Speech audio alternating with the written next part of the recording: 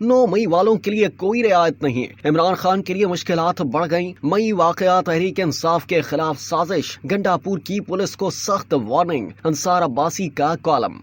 अंसार अब्बासी अपने कॉलम में लिखते हैं कि 9 मई के जिम्मेदारों के मुतालिक किसी रियायत का कोई चांस नजर नहीं आता। वजीर आजम शहबाज शरीफ ने मुंतखब होते ही कौमी असम्बली में जो तकरीर की, उसमें अगरचे उन्होंने मुफाहमत की बात की, चारों सूबों के साथ मिलकर पाकिस्तान की तरक्की का इयादा किया, लेकिन 9 मई के हवाले से उनका कहना था कि इन वाकयात में मुलविस अनासिर को सजाएं जरूर मिलेंगी। उन्होंने कहा कि जो इन वाकयात में मुलविस नहीं थे उनको कोई गजब नहीं पहुँचाई जाएगी, लेकिन शहीदों की यादगारों की बेहुरमती करने वालों को जरूर सजा दी जाएगी। आर्मी चीफ की सदारत में कोर कमांडर कॉन्फ्रेंस हुई, जिसमें दूसरे मामलात के अलावा 9 मई के वाकयात पर भी बात हुई और इस अहद को दोहराया गया कि 9 मई के मंसूबा साजों, इश्तियाल दिलाने वालों, हौसला अफजाई करने वालों, शहदा की यादगारों की बेहुरमती करने वालों और फौजी तंसीबात पर हमला करने वालों को यकीनी तौर पर कानून और आइन की मुतल्लिका दफात के तहत इंसाफ के कटहरे में लाया जाएगा। फौज के टॉप कमांडर्स की इस कॉन्फ्रेंस में ये भी कहा गया कि 9 मई के हवाले से मसख शुदा और गलत मालूमात फैलाने की बदनीयती पर मबनी कोशिशें बिल्कुल बेसूद हैं, जो सिर्फ मज़मूम सियासी मफादात के हुसूल के लिए मुनज़्ज़म मुहिम का हिस्सा हैं,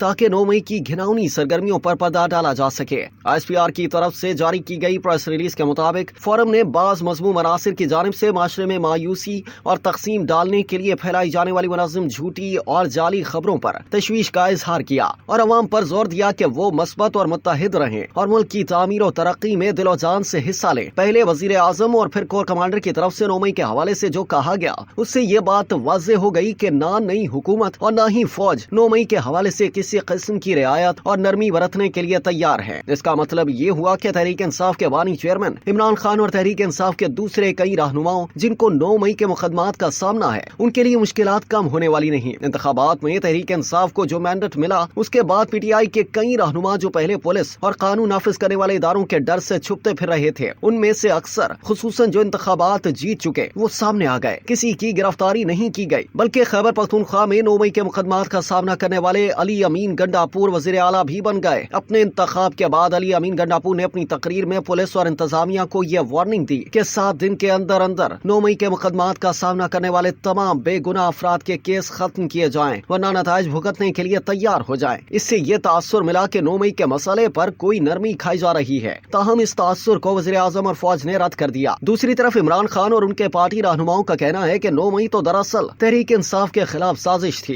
इमरान खान और PTI के दूसरे रहनुमा बशमूल वज़ीर आला खैबर पख्तूनख्वा तो मुतालबा करते हैं कि सुप्रीम कोर्ट 9 मई के वाकयात पर कमीशन बनाए। पीपल्स पार्टी के चेयरमैन बिलावल भुट्टो ने भी कमीशन बनाने के मुतालबे की हिमायत करते हुए सवाल उठाया, क्या तहरीक इंसाफ कमीशन के फैसले को मानेगी? अब देखें आगे क्या होता है। लेकिन इंसाफ का तकाजा यही है कि जो लोग 9 मई के वाकयात में वाकई मुलव्वस थे, उनके खिलाफ तो मुकदमात चलाएं, लेकिन अगर कोई बेकसूर इन मुकदमात में जेलों में बंद है या उसके खिलाफ FIR दर्ज है, तो उसके खिलाफ ऐसे केस खत्म किए जाएं। जहां तक कमीशन बनाने के मुतालबे की बात है, तो मेरे ख्याल में 9 मई के वाकयात पर कमीशन जरूर बनाया जाए, लेकिन तहरीक इंसाफ से पहले ये कमिटमेंट ली जाए कि कमीशन जो भी फैसला करेगा वो इमरान खान और तहरीक इंसाफ को कबूल होगा।